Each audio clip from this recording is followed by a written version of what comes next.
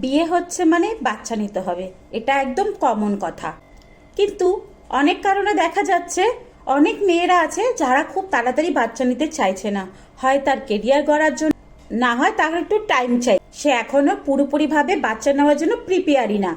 আর এই আনওয়ান্টেড প্রেগনেন্সিকে রোকার জন্য তারা অনেক কিছু ট্রাই করছে, বিভিন্ন রকমের পদ্ধতি ট্রাই করছে, বিভিন্ন রকমের মেডিসিন ট্রাই করছে।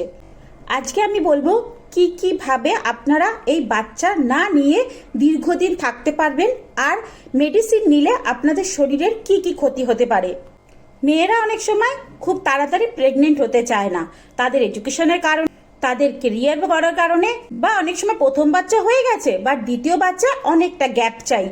আবার অনেক সময় হয়তো তাদের দুটো বাচ্চা হয়ে গেছে, তারা আর বাচ্চা নিতে চায় না, তাদের ফ্যামিলি পুরা হয়ে গেছে, তারা নিজেকে প্রেগনেন্সি থেকে প্রোটেক্ট রাখার জন্য বিভিন্ন রকমের পদ্ধতি ট্রাই করছে, যেমন কন্ডম ইউজ করছে, গর্ভনিরোধক ইনজেকশন নিচ্ছে, বাচ্চাধানীতে কপারটি বসাচ্ছে।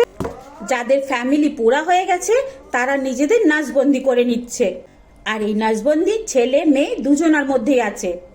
এছাড়া কিছু কিছু কাপেল আছে যারা ইউজ করছে কিছু কিছু হরমোনাল মেডিসিন, হয়তো তারা কোনো ডক্টরের কাছ থেকে ভালোভাবে প্রেসক্রাইব করে নিয়ে আসেনি, বাট নিজেরা মন থেকে কোনো ক্লিনিক থেকে কোনো হরমোনাল মেডিসিন নিয়ে দীর্ঘদিন তারা ইউজ করছে। তো আজকে আমি আপনাদের পুরো ডিটেলে বলতে চলেছি এই যে হরমোনাল পিলগুলো আছে সেইগুলো মেয়েদের কি ক্ষতি করে বা কি উপকার করে। আপনারা সবাই জানেন ছেলেদের একটা গুরুত্বপূর্ণ হরমোন হচ্ছে টেস্টোস্টেরন হরমোন, সেরকম মেয়েদেরও একটা গুরুত্বপূর্ণ হরমোন হচ্ছে ইস্ট্রোজেন হরমোন। টেস্টোস্টেরন হরমোন যদি ছেলেদের বেশি হয় তাও তাদের ক্ষতি হয়, আবার সেটা যদি কম হয় তাদের ইনফার্টিলিটির প্রবলেম হতে পারে। সেম মেয়েদেরও যদি ইস্ট্রোজেন হরমোন বেশি হয়ে যায় তাদের প্রবলেম হতে পারে, আবার কম হয়ে গেলে বাচ্চার মা নাও বানতে পারে। মেয়েদের মধ্যে ইস্ট্রোজেন আর প্রোজেস্টেরন হরমোন খুব গুরুত্বপূর্ণ একটা হরমোন, যেটা বাচ্চা জন্ম দেওয়ার জন্য আবার বাচ্চা না হওয়ার জন্য। এই দুটো হরমোন মেয়েদের যে গর্ভথলি আছে সেটার মধ্যে একটা সুন্দর বিছানা তৈরি করে। যখন তাদের ওভুলেশনের টাইম আসে, ডিমটা যখন বাইরে আসে, সেই ডিমটাকে প্রোটেক্ট করার জন্য একটা দেয়াল সৃষ্টি করে। যদি ওই ডিমটা বাইরে না বের করা হয়, যদি কোনো হরমোনাল পিল খেয়ে ওই ডিমটাকে আটকে দেওয়া হয়, তাহলে কি হবে, গর্ভথলিতে সেই যে বিছানাটা আছে, সেই যে ফ্লপি ফ্লপি গদির মতন যে জায়গাটা আছে সেটা তৈরি হবে না। তখন কি হবে, ওই যে মাসিক চক্রের মধ্যে মেয়েদের প্রবলেম সৃষ্টি হবে। মেয়েদের যে মাসিক চক্র আছে সেটা হয়ই হচ্ছে মেয়েদের যে ডিম আছে সেটার উপর নির্ভর করে। যখন ডিমটা বেরোয় তার ঠিক 15 দিন পরে মেয়েদের মাসিক চক্র চালু হয়ে যায়, আবার হয়ে যাওয়ার পরে ঠিক 15 দিন সেটা স্টপ থাকে, আবার 15 দিন পরে ডিমটা বাইরে আসে। তো ডিমটাই যদি বাইরে না আসে তাহলে তো এই মাসিক চক্রের প্রবলেম হবেই। তো আপনি কোনো প্রোটেকশন নেন না কেন, কোনোভাবে আপনি আপনার ওভুলেশনের টাইমটাকে স্টপ করে দেন না কেন, আপনার এই মাসিক চক্রের প্রবলেম হবেই, শুধুমাত্র কন্ডম ইউজ করা ছাড়া। সেকেন্ড হচ্ছে গর্ভাশয়ের মধ্যে একটা ইন্টারলাইন থাকে, একটা ঝিল্লি থাকে, যেটাকে আমরা এন্ডোমেটেরিয়াম নামে চিনি। সেটা কি হয়, মাসিক চক্রের ওই 28 দিনের মধ্যে ওই ঝিল্লির কারণে ইস্ট্রোজেন আর প্রোজেস্টেরনের আপ ডাউন হয়। ইস্ট্রোজেন আর প্রোজেস্টেরনের আপ ডাউনের কারণে ওই যে এন্ডোমেটেরিয়াল ঝিল্লিটা আছে ওর গায়ে একটা ফ্লপি ফ্লপি গাদির মতন জায়গা সৃষ্টি হয়, যেটা ডিম ফোটার পরে যে ভ্রূণটা থাকে সেটাকে অ্যাটাচ করার জন্য। কিন্তু কনস্ট্যান্ট ওই মেডিসিন খাওয়ার কারণে, ওই হরমোনাল পিলসগুলো নেওয়ার কারণে ওই ঝিল্লিটা ওই গাদি তৈরি করতে পারে না, তার কারণে এই প্রসেসিংটাও হয় না। এই যে প্রসেস আছে এটা পুরোটাই থেমে যায়। এর কারণে ইউট্রাসের মধ্যে ব্লাড সাপ্লাই কম হয় আর সব প্রসেসিং স্টপ হয়ে যায়। ফলে তাদের যে মাসিক চক্র আছে সেটা পুরোপুরিভাবে বিগড়ে যায়।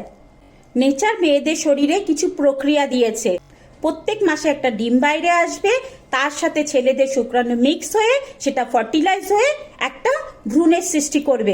আর সেই ভ্রূণকে, সেই ডিমকে প্রোটেক্ট করার জন্য ইউটেরাসের গায়ে একটা রক্তের লাইন তৈরি হবে, যেটা একদম ফ্লপি ফ্লপি লাইন, যেখানে এই ডিমটা ভালোভাবে থাকতে পারবে। আর ওই লাইন তৈরি হওয়ার সাথে সাথে সার্ভাইকালের থেকে কিছু মিউকাস প্রত্যেক মাসে ওভুলেশনের সময় বাইরে আসে।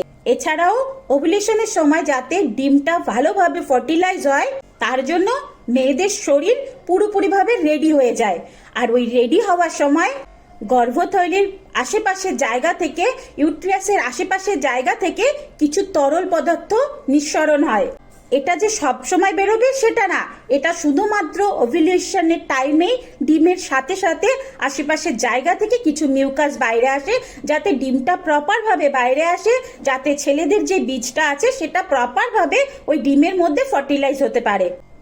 এবার যদি ওই হরমোনাল পিলসের কারণে ডিমটা বাইরেই না আসলো, তরল পদার্থগুলো বাইরেই না আসলো, তাতে কি হবে? মেয়েদের শরীরের যে ন্যাচারাল মেকানিজম আছে সেটা পুরোপুরিভাবে বিগড়ে যাবে।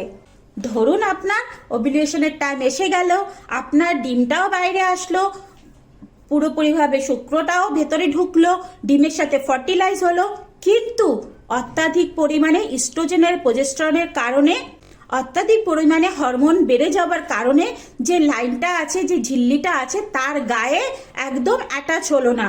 তখন কি হবে? সেই ডিমটা কি ভালোভাবে রেডি হবে? হবে না। এইভাবে কিন্তু এই হরমোনাল পিলসগুলো আপনাদের প্রেগনেন্সিকে একদম স্টপ করে দেয়। আর এই স্টপ করাটা যদি রেগুলার আপনি করতে থাকেন, দীর্ঘদিন আপনি করতে থাকেন, তাহলে কি হলো? আপনি নেচারের বিপরীতে চলে গেলেন। যেদিকে নেচার আমাদের নিয়ে যাচ্ছে, আপনি তার বিপরীতে চলে গেলে অবশ্যই আপনার শরীরের কোনো ক্ষতি হবে। হরমোনাল পিলসগুলো মেয়েদের শরীরের অনেক ক্ষতি করে, যেগুলো কিন্তু আমরা বুঝতে পারি না, ভেতরেই আমাদের ক্ষতি করে যাচ্ছে।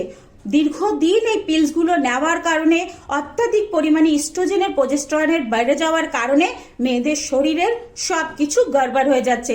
মেয়েদের এন্ডোমেট্রিয়ামের গায়ে ঠিকভাবে ব্লাড আসতে পারছে না বা ব্লাড জমা হতে পারছে না, ফলে কি হচ্ছে? তার পিরিয়ডসের প্রবলেম হচ্ছে। 28 দিনের জায়গায় তার 35 দিন হচ্ছে, 2-3 মাস হচ্ছেও না, বা তার 1 মাসে 2-3বারও হয়ে যাচ্ছে। এই প্রবলেমগুলো খুব হচ্ছে। তাই খুব ভেবে চিনতে আপনারা নিজেদেরকে প্রোটেক্ট রাখবেন, খুব ভেবে চিনতে আপনারা সব কাজগুলো করবেন। তো বন্ধুরা, আজকের ইনফরমেশনটা এতটুকুই। কেউ যদি আমার এই ভিডিওটা ইউটিউব থেকে দেখেন, অবশ্যই সাবস্ক্রাইব করে দেবেন, আর যদি ফেসবুক থেকে দেখেন, চ্যানেলটাকে অবশ্যই ফলো করবেন।